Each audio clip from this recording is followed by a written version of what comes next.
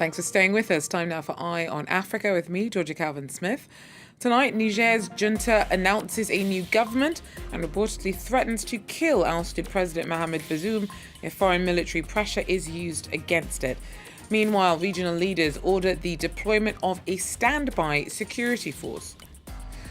Also, after mounting scrutiny over Tunisia's treatment of black African migrants, Tunis and Libya split responsibility for hundreds of people abandoned, sometimes fatally, in the desert by Tunisian authorities amidst mounting racism in the country. And Gambian musician Maryama Cham is a rare female voice in a male-dominated industry and has been winning fans at home and abroad. But first, West African bloc Ecowas has ordered that a standby force be deployed for possible use against coup leaders who deposed the Nigerian president, Mohamed Bazoum, 2 weeks ago. The activation of the force followed an emergency summit in the Nigerian capital on Thursday. Heads of state from across the continent were in Abuja to consider their next moves after the Nigerian junta defied an August 6th deadline to stand down. The bloc said that it's willing to go as far as it deems necessary to restore democracy to Niger. No option is taken off the table, including the use of force as a last resort. Well, despite this, the junta nevertheless appears increasingly entrenched. And just hours before the summit, it named a new government of 21 ministers. They've also reportedly ratcheted up the stakes by saying that they would kill Bazoum if ECOWAS attempted any military intervention. Catherine Norris-Trent is in Abuja for us and says there's still a lot of unknowns. We're unclear on the numbers, the locations, the timing. I mean, it could take quite a bit of time to bring together troops from as many as 4 different nations who, before this extraordinary summit, had said they were willing to commit troops. There may be others as well. That hasn't been made public at this stage. But if you think back to it before, Ecowas has staged military operations with its peacekeeping force, for example, in Liberia in the 1990s. But this was a new standby force that was just agreed to be established in December in response to the mounting threats of terrorism and against coup d'etats in the region. So just a few months later, it is set to be activated and deployed. We're waiting to see now what exactly that involves. Now, what else was discussed by ECOWAS before this decision was taken? As we saw on Thursday, it looks like the junta is actually becoming more entrenched. Are more diplomatic options still viable? The ECOWAS leaders said that they wanted the backbone of their strategy to still be diplomacy, that they wanted to try and keep going down that path, even though so far attempts at dialogue have been unfruitful. In fact, just a few days ago, an ECOWAS UN and AU delegation was denied permission to fly to Niger, and a previous delegation only got as far as Niamey airport. So it does seem that the ECOWAS wants to keep that on the table as well and pursue the diplomatic route.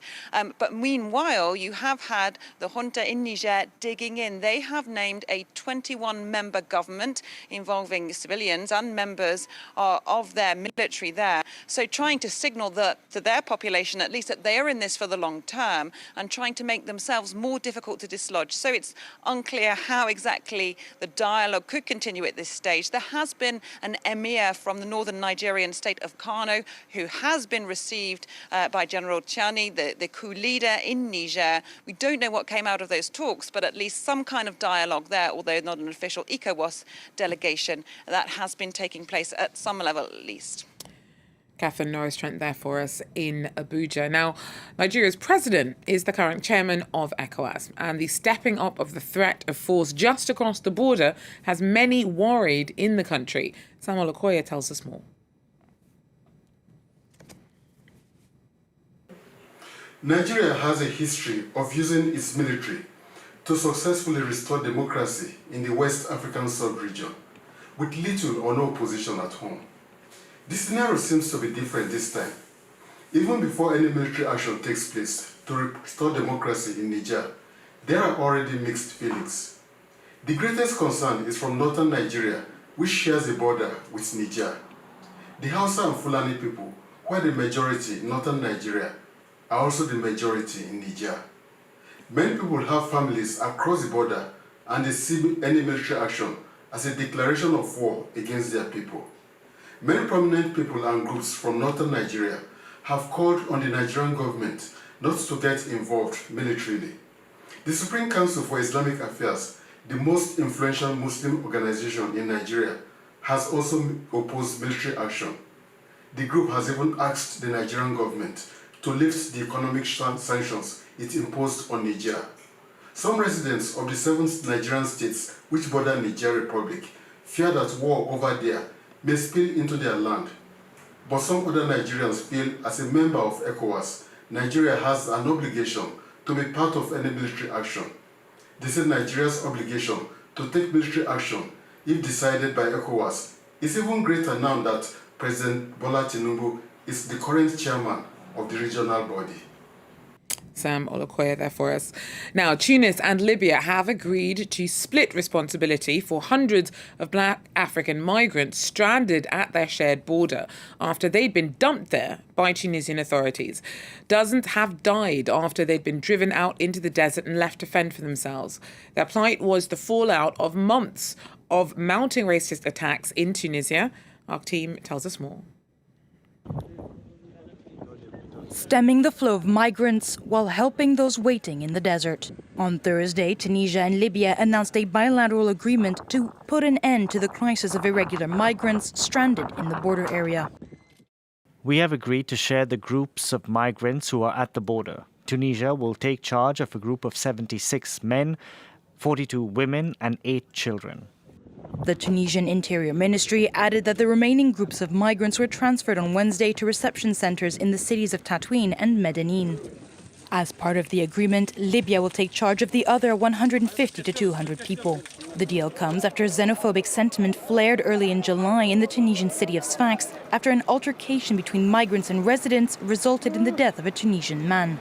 Since then, Tunis conducted mass expulsion operations, which saw up to 1,200 black Africans expelled or forcibly transferred by Tunisian security forces to desert border regions with Libya and Algeria. We walked on the road towards Libya, but we didn't know which way to go. We walked for 3-4 hours, then the Libyan police found us. They gave us water and helped us into cars. According to humanitarian officials, since the start of July, at least 27 migrants have been found dead after being abandoned at the Tunisian-Libyan border, and 73 others are still missing. When we interrogated some migrants, they said they left behind 4 people who disappeared, and we couldn't find them. Some said there are women and children still there in Tunisia. It's a wide desert and groups of migrants might walk in different directions. Following the agreement, Tunis announced the organization of joint patrols to secure the border. A Kenyan cult leader and 29 of his co-accused have had their detention extended for another 47 days after appearing in court on Thursday. Paul Mackenzie has been in custody since April, accused of forcing more than 400 of his followers to starve themselves to death. Many of the bodies exhumed in the Shakahola forest where he had his headquarters also showed signs of a violent death. Many of his alleged victims were children. In the Gambia, rising star Maryama Cham is a rare female voice in an industry largely dominated by men. The singer's lyrics often are calls for justice and equality and have struck a chord with audiences across the region and beyond. Our team amongst them. Sam Bradpeace tells us more.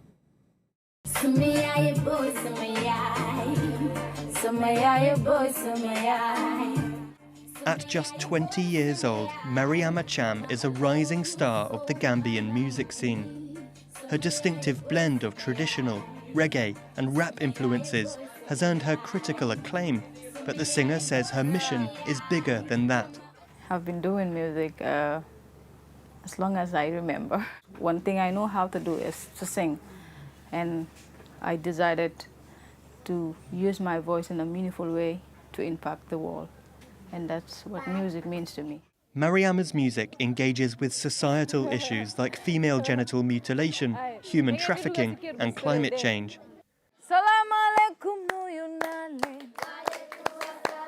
Outside the studio too, Maryama is an activist. She set up this youth group in her neighborhood and mentors dozens of young children and teenagers. They are the future of tomorrow, and that they need to know. They need to know how important they are in the community. They need to know how important they are in the society. They need to know how important they are in the world. In packed venues across the Gambia and beyond, Maryama's sharp songwriting and striking voice have won over fans. She's someone that really knows the craft. She has learned a lot along the line, and she's definitely someone to look out for, especially from the smiling coast of West Africa.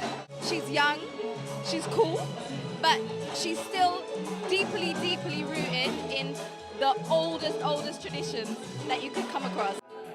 Maryama will soon record her first complete studio album and, if her followers are to be believed, is destined for greatness.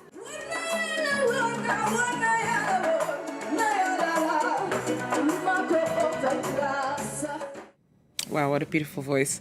That is, though, where we'll have to leave it for Eye on Africa. Thanks for joining us. Do so again if you can. Till then, take care.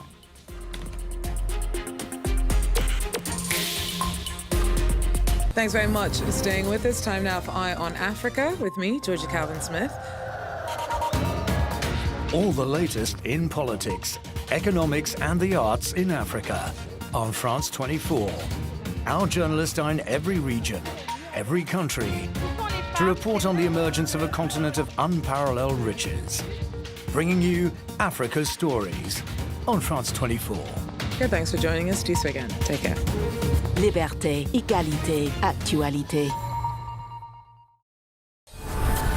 The history of our world is ever-changing. The flow of information is constantly increasing. We cover all subjects. We verify. We commit. On the ground, in all circumstances, to anticipate the future by understanding the present. We are with you 24 hours a day, 7 days a week. France 24, an alternative look at the news. Liberté, égalité, actualité.